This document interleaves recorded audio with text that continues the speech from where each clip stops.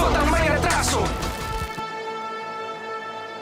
Sa Bacoor City sa Cavite, may yaya di umano na nagpapanggap na kasambahay para magnakaw.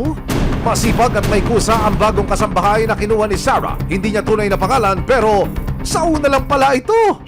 Huling-huli sa CCTV kung paano patingin-tingin sa paligid ang kasambahay habang nagwawalis. Maya-maya pa, sinimulan na nitong halugugin ang mga bag na nakasabit sa likod ng pintuan. Nawalang parang bulana ang kasambahay at hindi na nagpakita pa. Pero may dalawa pang nagrereklamo tungkol sa na-hire din nilang kasambahay online. Iisa lang kaya ang kasambahay na kanilang nakasalamuha? Napag-alaman ng resibo na ang mga kasambahay na inirereklamo ni Sarah, Liza at Tess ay, you guess it right, iisa lang! Opo, siya po yan. Opo, siya po yun. Yes po, siya po yung kasambahay na ng scam po sa amin. Iisa lang ngayon ang hiling ng mga biktima. Ang mahuli si Yolanda para hindi na makapambiktima pa. Kasama ang barangay ng Napindan. Nakakuha kami ng tip kung saan nakatira si Yolanda. Base na rin ito sa address na nakalagay sa mga ID na kanyang ipinakita sa mga biktima.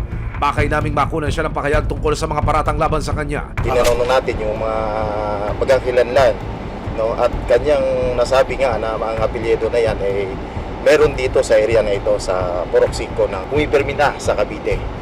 Pero meron pa tayong isang information na may tinitira din po sa isa sa barangay dito sa Taguig. Pagkatapos nating makumpirma na hindi na roon umuwi o naglalagay itong inireklamong babae sa area ng Napindan, mayroong pang isang binigay na impormasyon ng Special Operations Group ng Barangay Napindan. Matapos ang ilang araw na pag-iikot, nakakuha ng lead ang team ng resibo na nakatira raw si Yolanda sa barangay Lower Bikutan sa Taguig City. Kinumpirma ng mga residente na naging kapitbahay nila si Yolanda. Ay, ano po yan? Taga-Mamali. Saan yun? Doon po sa kabila. Ayun po. Itinuro nila sa amin ang dating asawa ni Yolanda pero ayon sa kanya, matagal na raw silang hiwalay. Po, asawa ko yan po. Iwalay na po kami ng magdadalag. Dalawang taon na po. Ang huling sabi niya po sa akin, nasa doon siya, Cavite. Wala nang bakas ni Yolanda pero kahit nowhere to be found, may paraan pa rin para makamit ang hustisya. May 6, 2024, sinamahan ng resibo si Sarah sa fiscal ng Bacoor sa Cavite. Yung kaso nga na sinampa sa laban dun sa kasambahay is qualified theft. Ito ay may pagkakakulong na mula from 12 years and 1 day to 20 years. Tips lang namin sa mga kumukuha ng kasambahay online, kilalanin po natin mabuti yung tao at huwag na po tayong kumuha sa mga online. Sa ngayon, kahit nowhere to be found ang akusado, gumugulong na ang batas para mapanagot siya.